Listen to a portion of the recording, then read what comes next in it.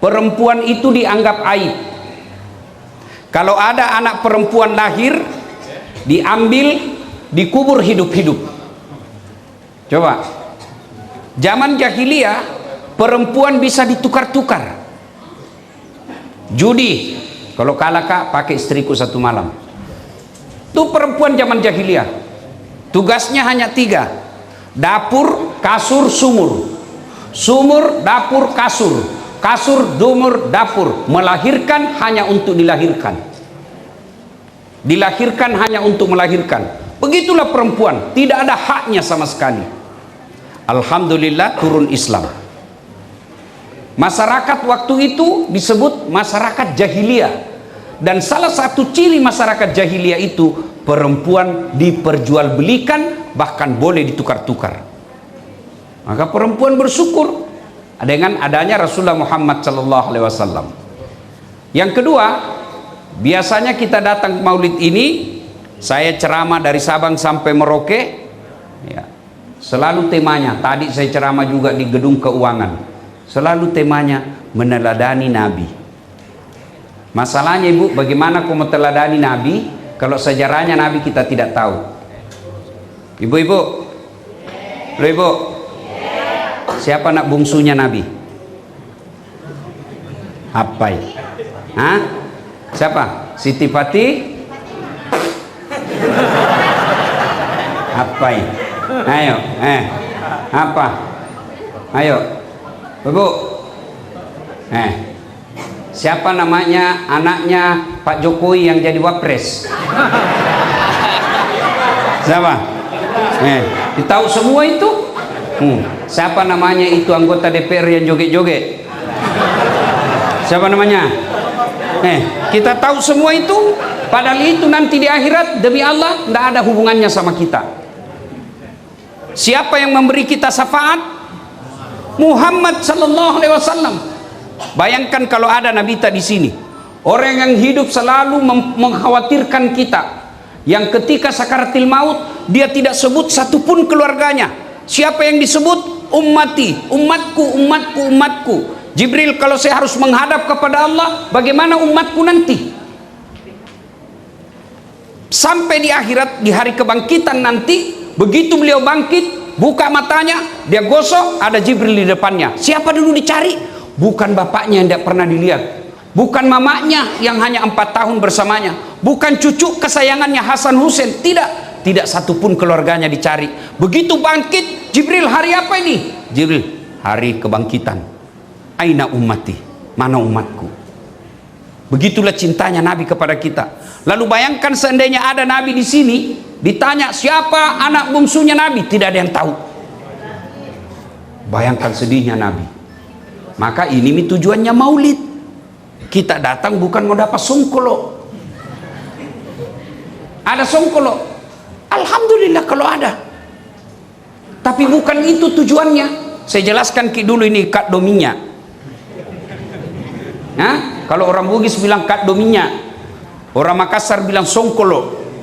Kak dominya itu ya kuning, ketan, telur. Kalau dulu saya kecil malah dibungkus dengan daun sigi 6. Itu, deng, masih ingat kita? Songkolo moli. Dibungkus itu pakai daun dan segi 6. Apa itu segi 6? Rukun iman. Kenapa pakai songkolo? Kenapa tidak pakai nasi? Begitulah dakwah mereka, ulama-ulama dulu. Kenapa dia pakai songkolo? Kenapa bukan nasi? Songkolo itu dia merapat. Masih di kokopura komat damolu. Jangko bertengkar, jangko bermusuhan gara-gara pilkada, jangko musuhan gara-gara pilcaleg.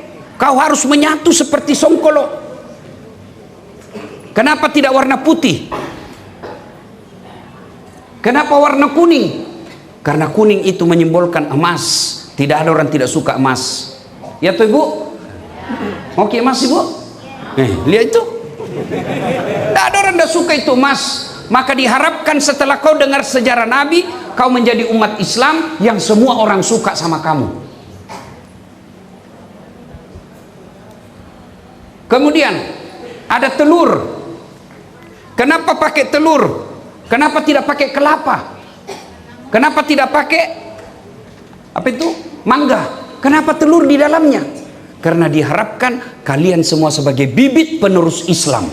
Telur itu akan menjadi pelanjut kehidupan. Jangan kau lagi tanya, Kak, mana duluan telur sama ayam? Terserah kau, mana mau kau jawab. Ya kan? Nah itu. Nah Bapak Ibu saudara-saudara sekalian, kita kalau maulid pasti tujuannya meneladani Nabi. Tapi bagaimana kita mau teladani Nabi kalau kita tidak tahu bagaimana Nabi kencing, bagaimana Nabi makan, bagaimana Nabi bertetangga, bagaimana Nabi tidur? Itu diceritakan di maulid. Jadi saudara-saudara yang tidak mau maulid silahkan, kami tidak cela kamu. Tapi jangan kau juga bilang kami yang maulid ini sesat. Jadi kesimpulannya, mau kau balik maulid silahkan. Kalau tidak mau kok jangan nih. Tapi biasanya yang mengatakan maulid bid'ah bikin tonji sebenarnya. Tapi judulnya bukan maulid. Apa judulnya? Sirah Nabawiyah. Sama gitu. Beda casing sama isinya. Kenapa paling ada songkolo? Daya tarik tong itu.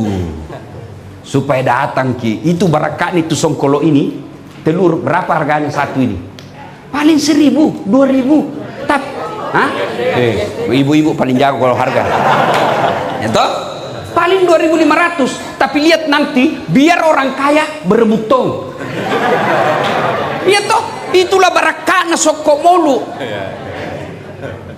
Nah, Bapak saudara-saudara sekalian, ya. 2. Kita maulid meneladani Nabi. Pertanyaannya, kenapa Nabi diteladani? Karena Nabi manusia biasa. Artinya, karena Nabi manusia biasa, pasti bisa kita lakukan. Apa yang Nabi lakukan, pasti bisa kita lakukan. Andai saja malaikat disuruh contoh, tidak mungkin. Adik-adik, woi, anak genset. Kalau bembe, tahu kok bembe? Tahu kok bembe? Kambing. Tahu kok kambing? Bembe. Tahu kok bembe? Kambing disuruh mencontoh ayam, tidak mungkin. Pasti yang suruh orang dongo.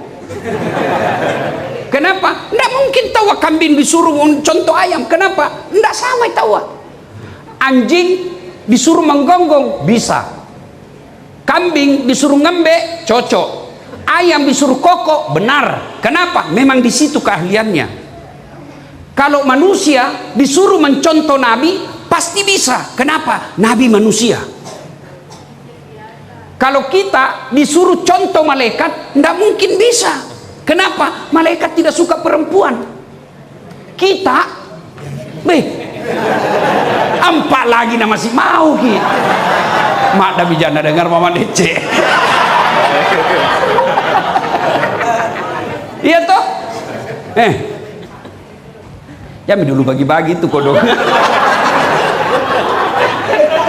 Pacetong. Simpan dulu, mengganggu konsentrasi. Pasti dalam pikir aku balik habis sama saya ini. Simpan dulu, jangan mengganggu konsentrasi. Itu bagian daripada bisikan setan. Ya, percaya ki Pak, kalau ada ceramah begini, setan berusaha nagagalkan ki dengar ceramah. Pasti itu setan segala cara nagagalkan ki supaya tidak dengar ki ceramah. Pegangi HP-mu. Nah, itu yang pegang HP itu juga kena godaan setan itu. Bagaimana kau mau dengar ceramah kau sibuk kok?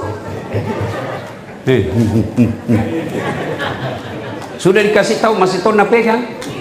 Bukan kau teman setan, kau bisa dijadi setan. Ya, apa mi kudu kami sambungannya lagi.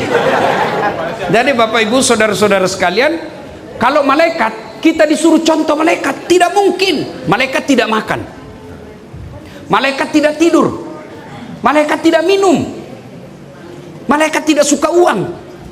Kita suka sekali uang, maka tidak mungkin dicontoh.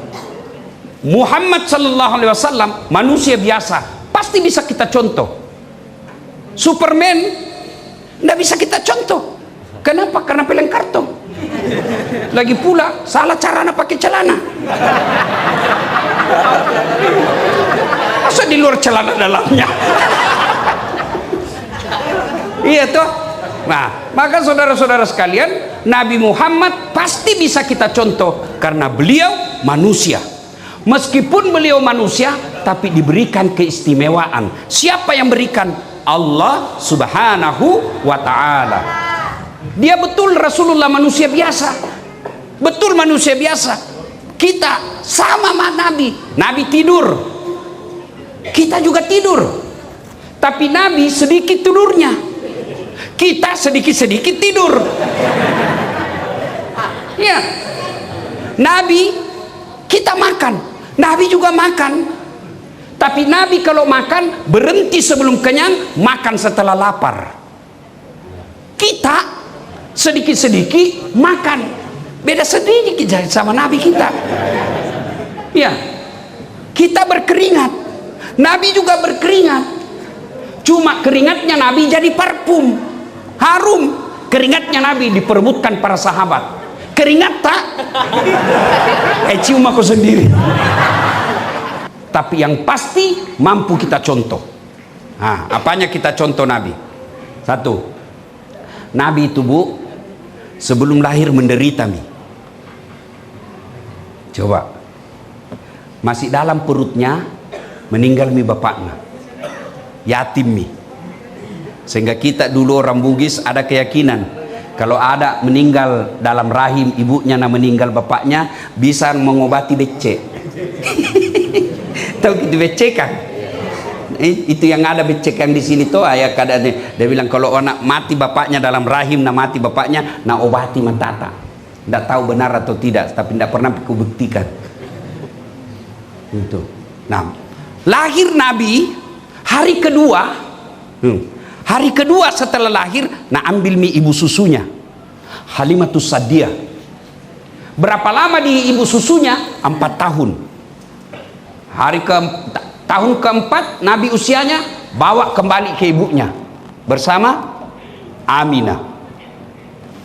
Usia 6 tahun Nabi bilang mama, nak kita pergi ziarah kubur. Kita pergi ziarah kubur nak di Yasrib. Yasrib dulu namanya, sekarang Madinah. Loki yolo minta ki buru nambokmu. Itu berarti boleh ziarah kubur. Yang tidak boleh minta-minta dikubur. Ada orang minta-minta dikubur? Ada.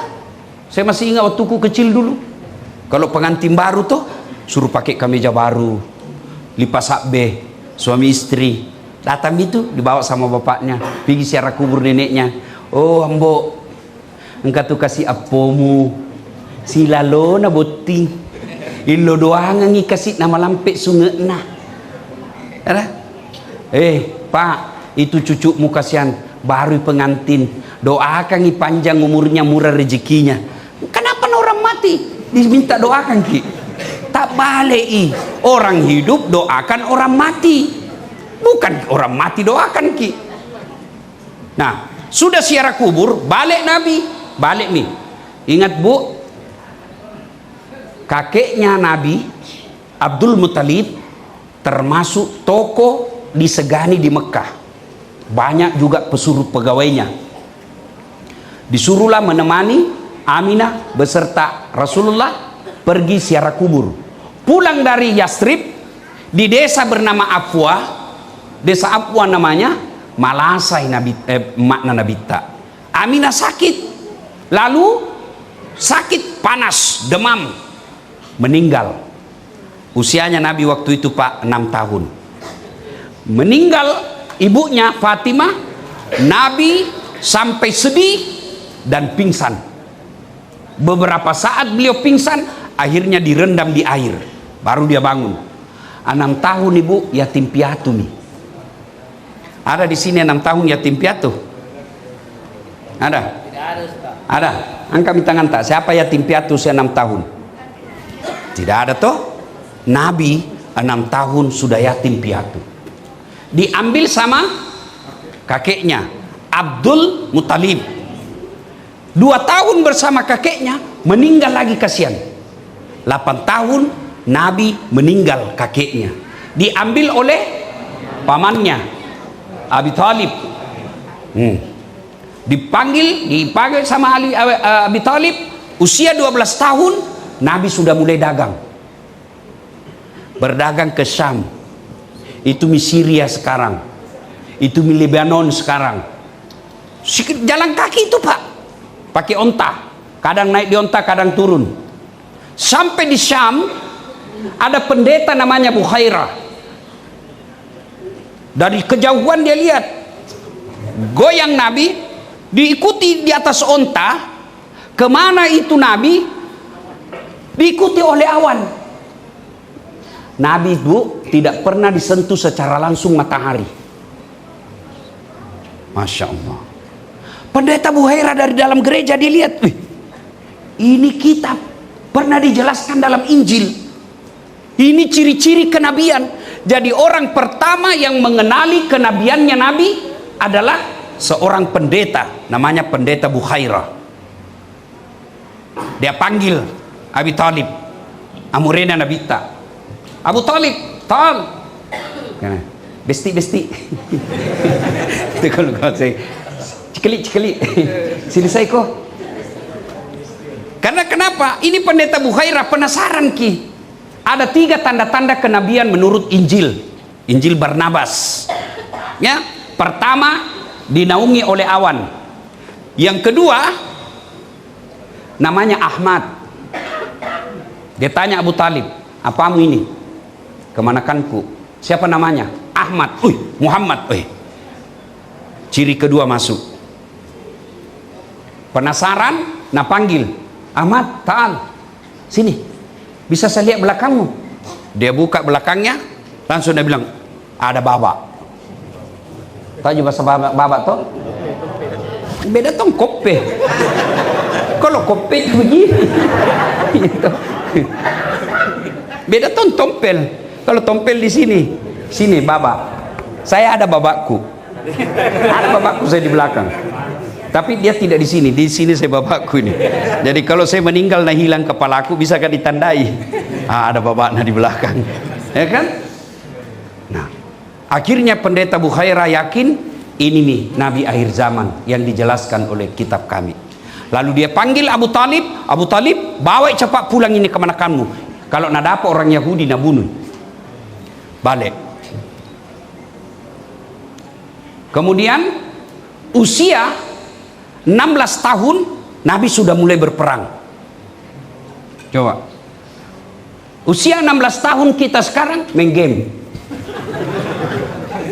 Usia 14 tahun anak-anak kita sekarang membunuh.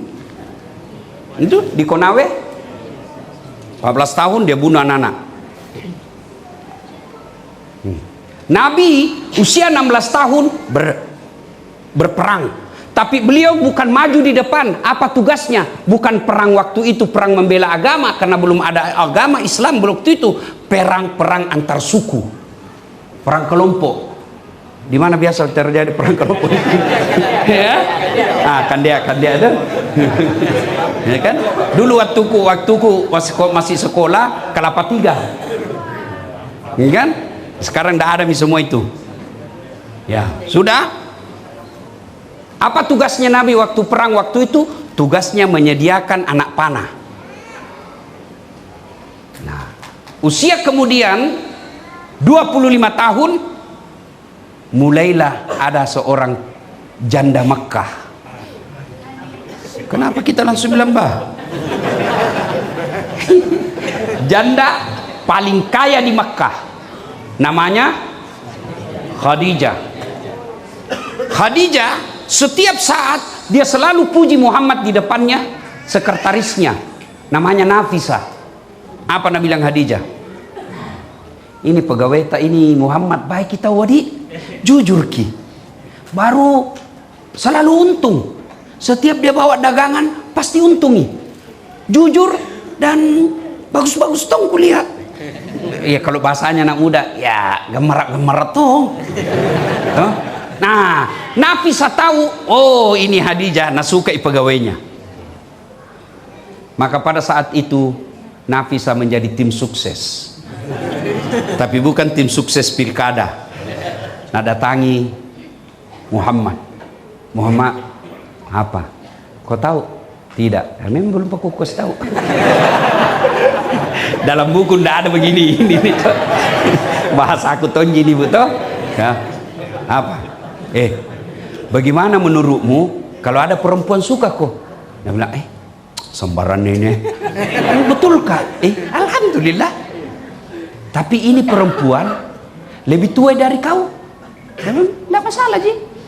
Tapi 2 kali mi janda. Dia bilang, tidak apa-apa Ji.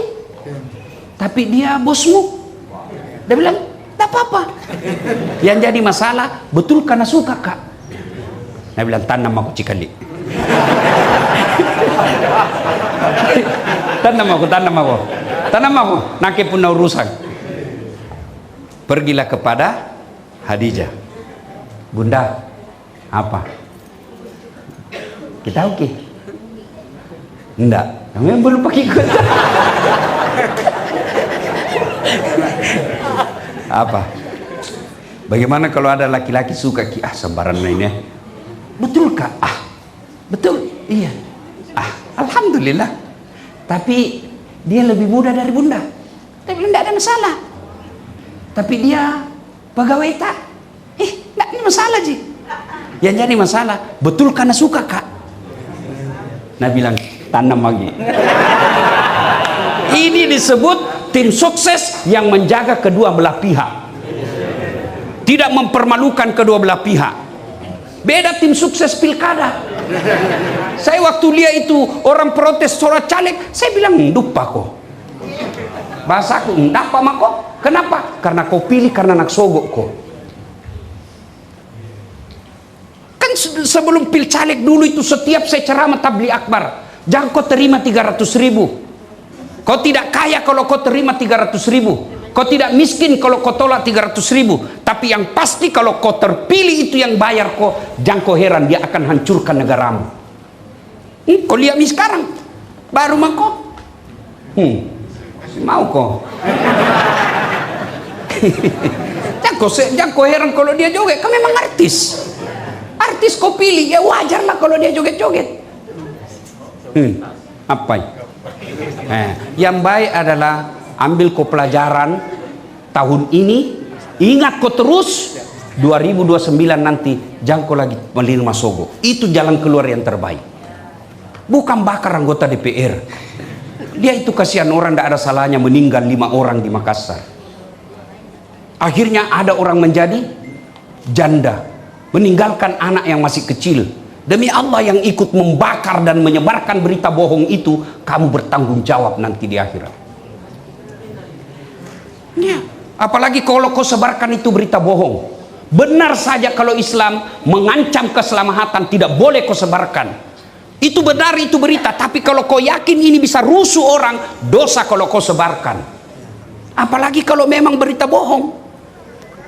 Islam bukan cuma mengenal amal jariah, tapi ada juga disebut dosa jariah. Bayangkan itu, berapa itu kantor DPR Makassar, berapa kerugiannya? 300 miliar lebih. Siapa yang bayar nanti? Itu dikasih naik lagi pajakmu. Dari mana mau ambil uang wali kota? Wana. Dari mana yang buat? Dari kita ini. Siapa suruh kau bayar bakarnya? Bikin kau sendiri. Naik lagi pajak. Orang berjamaah, imam boleh ditegur kalau kita berjamaah dalam sholat. Imam salah mestinya ruku, dia pergi sujud, boleh ditegur, boleh. Tapi tidak boleh, imam salah kok. Tidak boleh begitu. Boleh kau tegur imam, boleh. Tidak bisa, dongok nih ini. Tidak, batal sembayammu kalau bilang kau dongok. Apa paling dibilang? Subhanallah, maha suci Allah. Bukan itu subhanallah bakar. Subhanallah. Dengar kau itu yang demo bakar-bakar melempar sambil kau teriak Allahu Akbar. Nah cari kau nanti malaikat kalau mati kau. Nama aku saja kau sebut sambil membakar, pasti saya marah. Dasar, pasti saya marah. Namanya Tuhan kau sebut lalu kau membakar. Marah Tuhan nanti. Kenapa kau sebut namaku yang maha pengasih dan maha penyayang, kau justru membakar dan membunuh sesamamu manusia? Allahu Akbar. Dongo. Ya. Nah, Bapak Ibu saudara-saudara sekalian, maka menikahlah Nabi di usia 25 tahun. Lahirlah anak pertama beliau, namanya Qasim. Berapa anaknya Nabi, Bu? 7. Anak-anak Nabi 3 laki-laki 4 perempuan. Pertama Qasim, Abdullah, Ibrahim, Zainab, Ruqayyah, Ummu Kalsum, Fatimah. Berarti Fatimah terakhir? Bukan, itu urutan berdasarkan jenis kelamin. Anak terakhirnya namanya Ibrahim, anak pertamanya namanya Qasim. Makanya Nabi juga disebut Abul Qasim atau bapaknya Qasim. Kalau saya bapaknya Ece. Kenapa Ece? Karena Bugis. Begitu dibilang Ece, pasti orang bilang Bugis. Jenenge siapa? Ece. Enggak mungkin Jawa.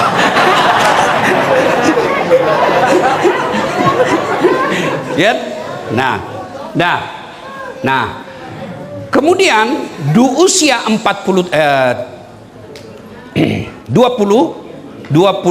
Nabi menikah. Usia 36 tahun terjadi keributan di Mekah. Apa sumbernya? Ka'bah dipugar. Dipugar Ka'bah, diturunkan Hajar Aswad. Hajar Aswad artinya batu hitam. Aswad itu hitam, Hajar batu. Turun. Sudah diperbaiki, masalah. Nabi bilang, Bani Mas'ud, kami lebih berharap. Nabi bilang, Bani Adi, kami lebih berhak. Anggaplah ini di Sulawesi 4 suku bertengkar. Nabi bilang, kami lebih berhak menetapkan kembali Hajar Aswad. Orang Bugis. Nabi bilang, orang Makassar, porenu nak kepoin. Maju tong orang Toraja pakas sini sama nek. Itu bertengkar. Bugis, Makassar, Toraja, Mandar, suku 4 bertengkar berhari-hari, tidak ada kesimpulan. Akhirnya Abu Jahal bilang begini, saudara-saudara sekalian, kita tunggu saja besok. Siapa yang muncul di pintu gerbang, anggaplah itu pintu gerbang yang ada balehoku di situ. Kaki kata pulang ke ceramah, balehoku. Tuh, sudah. Dia bilang Abu Jahal, siapa besok yang lebih awal muncul di situ, itu kita tunjuk, kita percaya siapa nak tunjuk di antara 4 ini. Mana? Setuju? Setuju. Tunggu besok. Dung. Muncul. Muhammad. Cocokin nekatnya. Ini mitawa. Muhammad digelari Al-Amin, yang terpercaya. Lalu Abu Jahal berkata, Muhammad, ada masalah ini. Apa? Ini kami bertengkar ini. Siapa yang berhak meletakkan kembali Hajar Aswad? Nabi, kalau kau percaya sama saya kasih kau bantuan. Ya makanya kau yang ditunjuk ini. Oke? Kata Nabi, baiklah. Nabi buka serbannya. Adik-adik tahu serban? Tahu serban? Berapa sudutnya serban? Berapa sudutnya serban, Bu? 4. Berapa yang bertengkar? 4. Akhirnya Nabi bilang begini, masing-masing kau kepala suku pegangi sudutnya ini 4. Kau sini, kau sini, kau sini, kau sini. Setuju? Setuju. Supaya tidak ribu kok, saya pangkat ini batu. Tuh, angkat ini batu. Nah, sudah kasih naik. Ayo angkat sama-sama. 1, 2, 3. Angkat. Ayo sama-sama pegang, letakkan sama-sama. Selesai masalah tanpa masalah. Male. Pagadeyang misede. Nanti cini pagadeyang nggak ibu-ibu Itu artinya Nabi itu cerdas.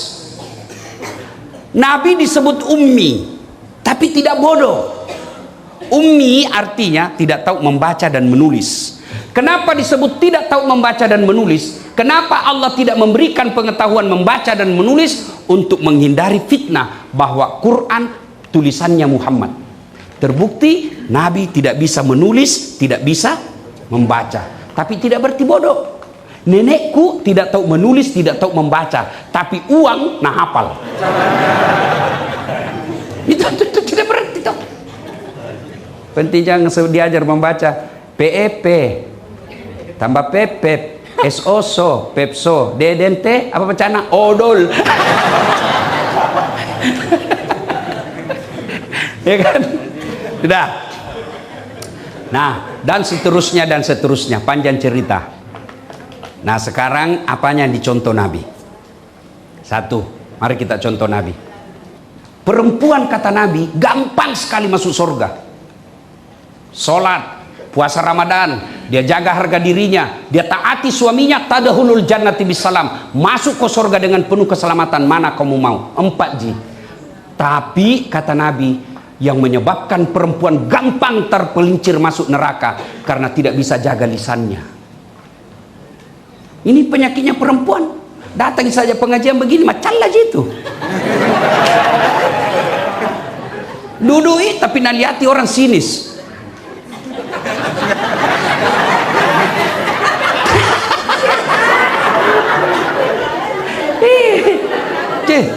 Pakaian orang nacalla semua. Orang pakai gelang dian sibuk. Motong pakai emas normal saja. Urusan orang susah kok kak.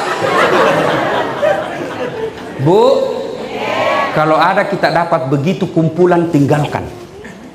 Jangkik gabung. Ada grup WhatsApp di dalamnya banyak tukang gosip, tinggalkan. Bukan kita memutuskan silaturahmi, tapi kita menghindari dari hati yang busuk. Kalau kita tahu majelis taklim itu dengar ceramahnya cuma 30 menit, gosipnya 3 jam, tinggalkan majelis itu. Maka mulai hari ini bertetangga boleh, bermajelis boleh, grup WhatsApp boleh, tapi kalau banyak tukang gosip, lebih bahagia, lebih besar faedahnya ditinggalkan itu grup. Apalagi kita dengar Nabi pulangi ceramah pak, pulangi dakwah, ketuk pintu, Assalamualaikum ya Khumairah, tidak ada jawaban, ketuk lagi. Begitu Nabi kalau ketuk pintu.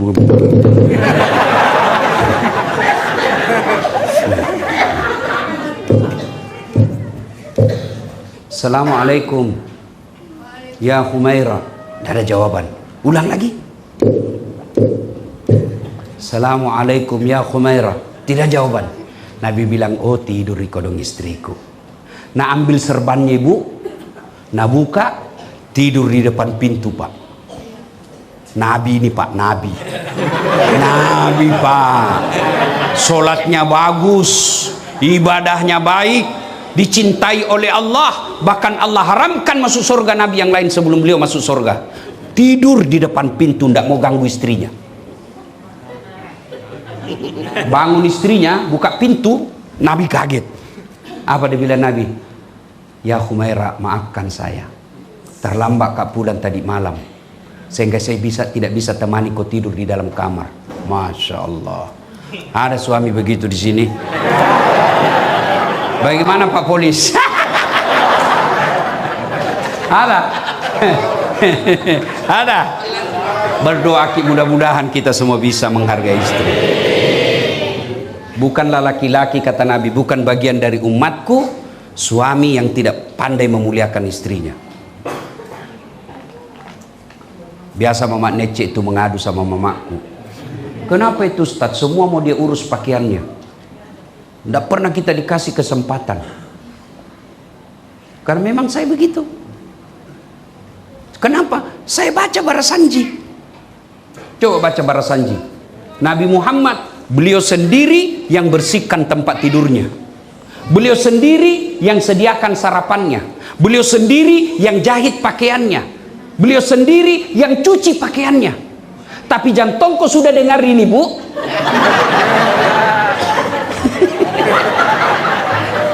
Kau kasih suamimu, Pak, pergi kau mencuci. Nah, bilang suamimu, baiklah saya cari pencuci yang lain.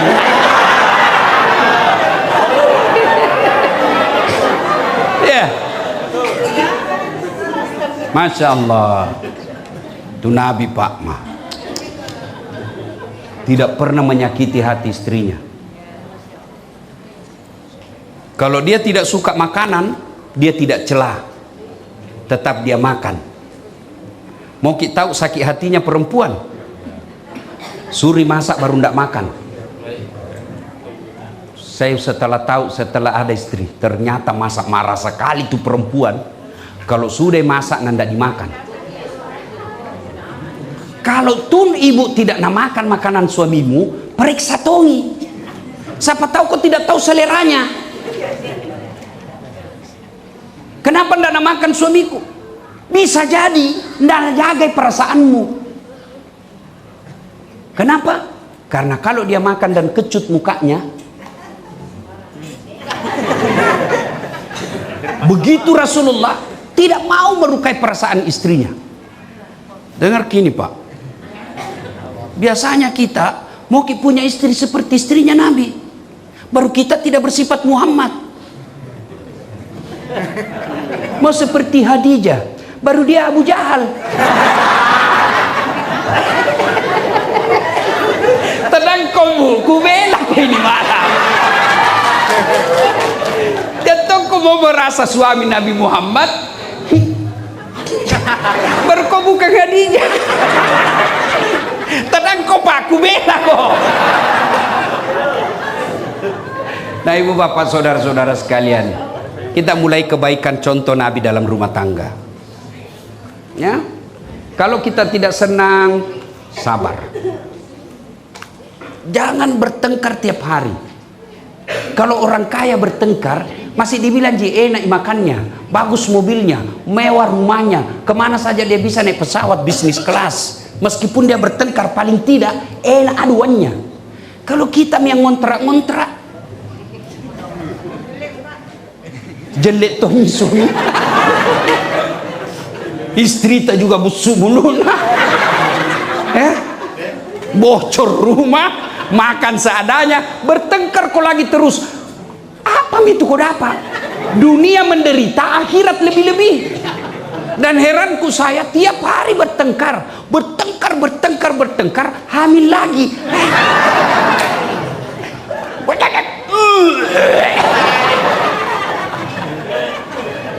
Jadi, ayo kita mulai contoh. Nabi menjaga wibawa istrinya. Nabi tidak pernah menyebut nama istrinya. Tidak pernah kita dengar bilang, Khadijah sini kok, Aisyah sini kok, tidak. Beliau panggil Khadijah Ummul Mukminin, Aisyah beliau panggil ya Humaira. Contoh maki Pak, mulai malam ini besok panggil istri tak. Wahai istriku yang termancung hidungnya. Dia bilang, ini tak mancung hidung Ustaz, gigi nasi dek dilihat. Gigi nak mancung Ustaz. Ya leher nak kau cari yang bagus, mana baiknya di situ. Alisnya kah kau puji ya? Jangan terlalu jujur. Mentang-mentang istrimu hitam kau bilang bleki.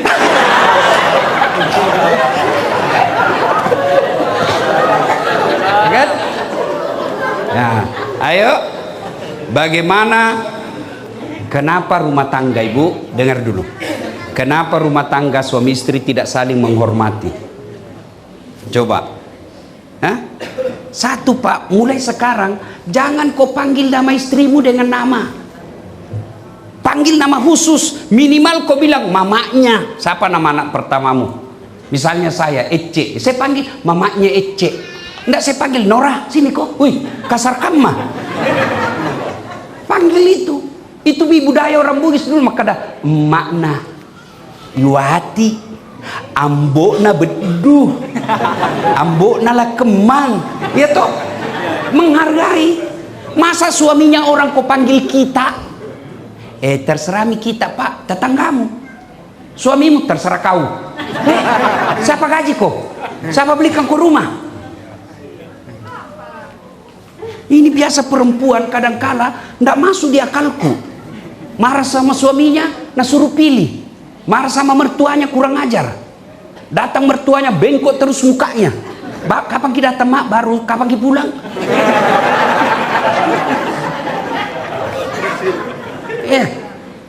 Dengar ini bu. Bu, siapa lahirkan suami tak? Siapa yang mengandung? Siapa yang besarkan? Siapa kasih sekolah? Siapa yang terima gajinya? Jawab kok. Makanya muliakan itu orang tuanya. Kadangkala itu suami kodong sembunyi-sembunyi kasih mamanya. Mak, jangan sampai nak lihat lagi tuh, mak jangan situ. Kalau begini dalam rumah tanggamu, wajar berkahnya Allah cabut dalam rumah tangga. Apa itu namanya Allah cabut berkah? Berkah itu ada istilah agama, mardatillah. Dicabut itu uangmu banyak tapi tidak ada kebahagiaan dalam rumah tangga. Maka maulid ini mari koreksi masing-masing. Jangan malu memulai. Besok kalau selama ini bu namanya suami kita panggil, jangan malu. Begitu kita malu rese, ndak enak, setan bisik kau itu. Pak, saya sadar tadi malam saya nak kena ceramah, tapi nak kena tongko. Oke, komitmen mulai hari ini start dari nol. SPBU. Itu menaknya dek, ndak pacaran. Kalau kau pacaran 4 tahun kau pacaran, berapa kali kau tipu orang, pasti berkelahi kau. Jangan yang 4 tahun, 1 tahun saja berapa kali kau bohongi orang. Bertengkar sama kau itu tidak ada saling menghormati. Itulah kebiasaan yang dibawa. Kalau saya tidak, kan tidak pacaran memang. Tidak baku kenal kak. Mama Nice. Kita saling menghormati. Kenapa kita tidak baku kenal? Tapi kalau waktu kuliah kau baku, itulah yang dibawa. Akhirnya waktu kuliah panggil nama, sudah menikah tetap panggil nama.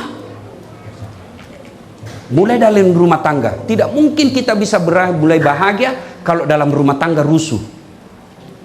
Saya bisa ceramah begini pak, bukan saya yang hebat, bukan saya yang jago, mamanya cek. Kenapa? Dia kasih tenang jiwaku. Mana bisa saya ceramah kalau mau ceramah lagi 10 menit, pulang kok. Ya toh? Pagi cocok tuh mau makin naik, pulang kok. Tunggu dulu belum pulang kok. Tunggu dulu, pulang kok. Kenapa kau pulang? Ke satu rumah anakmu. Siapa jaga anak tak pak? Siapa jaga anak tak? Ibunya. Saya itu bersyukur pulang kak. Anakku pandemi mengaji. Anakku banyak hafalannya. Anakku pandai sholat. Tidak mungkin saya. Kenapa? Karena saya harus keluar. Itulah gunanya istri. Kita juga di rumah. Bagaimana suami tak mau tenang perasaan, di telepon tidak pernah kita ada di rumah. Di mana kok? Dia banyak nak tanya nu. Itu kebiasaan pacaran itu. Di mana kok? La haula wala quwata illa billah. Di mall kaine. Baru kita datang bertanya sama kok. Itu jam 10. Ditelepon lagi jam 2. Di mana kok? Banyak na pertanyaan, lu kerja sama kok di situ. Di mana Kika? Lagi di salon. Sore na telepon lagi tuh istrinya. Di mana maki ini mau mak pulang? Banyak na tanya lu deh. Pergi kak yoga. Apa ya? Tuh, malam ditelepon. Di mana kok ada mak di rumah kodong ini mau makan? Dia bilang, makan saya mak kok di situ ada jindomi di situ nu masak. Kalau begini sih pak istri tak pak. Jangan kau cerai jandai. Tambahin jadi 2. Apa? Tambahin saja. Apa yang mau diharapkan istri seperti itu? Apa mau diharapkan? Apa mau diharapkan? Kau mau periksa suamimu, caranya harus sopan. Di mana? Jangan tanya di mana. Pak, ini Ecek lagi belajar ngaji. Biasa di mana kita? Itu dia merasa tidak diinterogasi. Baru ku telepon di mana kok? Di kantor. Coba deh video call. La haula wala quwata illa billah. Makalah karena kita semua pelakuna. Ya? Nah, sampai jam berapa ini? 11. Sampai 11. Nenek nu gawang. Sudah ya. Sekarang sudah dalam rumah saling menghormati. Ya. Kita suami tidak ada papanya tanpa istri. Kita istri tanpa ridha suami tidak ada ridha Allah. Tuh, kita mulai dalam rumah tangga. Berikutnya, bagaimana Nabi bertetangga? Nabi bilang begini, kalau kau mau masak sesuatu dan itu menyeberang baunya ke tetanggamu, maka kau harus kasih dia. Begitulah kita bertetangga. Jadi Bu, kalau kita masak kue, kasih banyak kuahnya, tambahi dalamnya isinya. Nah, bawakan tetangga. Itu sedekah. Apalagi kita di komplek Lili ini, saya dengar tadi kan Pak Ketua dia bilang 50-50, 70-80. Salah ya? Hah? Apa itu 50-50? 50-50. 50% muslim, 50% non muslim. Hargai tetangga non muslim. Lebih baik kita luka perasaannya tetangga sesama muslim daripada non muslim kita lukai perasaannya. Kenapa? Karena bisa merusak citra agama kita. Bikin kue, bawakan tetangga kita yang Tionghoa. Bikin kue, bawakan tetangga kita yang Nasrani. Itu Rasul begitu mengajarkan. Bahkan jangankan kue, tumbuhan saja seperti itu di sebelah. Kalau menanam begini, nah menyeberang itu, menyeberang ranting pohonnya ke pagarnya tetangga, tetangga yang punya yang menyeberang. Jadi kalau bapak ibu tanam mangga dan itu ada ranting dahannya menyeberang, buahnya itu mangga yang menyeberang, haknya tetangga, halal diambil. Itu syariat Islam. Ada yang tanya, Ustadz, bagaimana kalau istrinya tetangga menyeberang pagar? Lentongi cerita nah itu iya. Ya, begitulah Islam bertetangga. Nah, ada orang baik agamanya Bu, berjamaah di masjid Senin Kamis, rajin mengaji, tapi dia termasuk bangkrut di akhirat kelak. Atadruna manil muflis, kata Nabi. Tahu enggak kamu yang bangkrut nanti di akhirat? Bangkeroi. Siapa dia? Jarusu wahatiur rahim, tetangga yang jahat sama tetangganya dan yang memutuskan tali persaudaraan. Dia biar baik sholatnya, tapi tidak ada yang suka bertetangga, orang bangkrut nanti di akhirat. Ini kita kadang-kala bertetangga belakang rumah, bertengkar gara-gara parkir. Ya, depan rumah bertengkar gara-gara sampah. Samping kanan rumah bertengkar gara-gara binatang ternaknya. Kirinya rumahnya bertengkar gara-gara gotnya.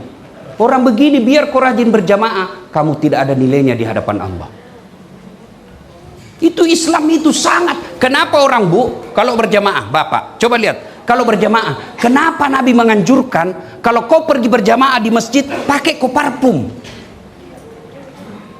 Apakah itu bau parfum sampai kepada Allah? Apakah parfum itu untuk menyenangkan Allah? Bukan. Itu tujuannya apa? Supaya bau badanmu tidak ganggu orang di sampingmu. Disuruh sikat gigi kalau subuh terutama. Kenapa? Siapa tahu tadi malam kau sudah makan pete, kau takbir tidak sikat gigi. Oh, bau toni kale pakmu, Allah di sampingmu lahul. Tujuannya apa itu? Supaya kau tidak ganggu orang kiri kananmu. Artinya apa? Supaya kau tidak jadi masalah dengan tetanggamu. Ada yang biasa egois, putar band, musik keras sekali, sampai tetangganya tahu. Nah bilang apa? Kenapa? PCD-PCD-ku, atau listrik-listrikku, rumah-rumahku, urusanku. Apa kalau Nabi bilang tetangga? Tak, rumah-rumahku, pintu-pintuku, telinga-telingaku. Kenapa musikmu masuk di telingaku? Nabi bekerja syaratnya halalan, thayyiban, wasi'an. Halal, baik, banyak. Banyaknya nomor Tiga. Halalnya nomor, baiknya nomor, jangan dibalik. Kita cari uang, banyaknya dulu nomor 1, halalnya nomor 14. Akhirnya apa? Halal haram hantam.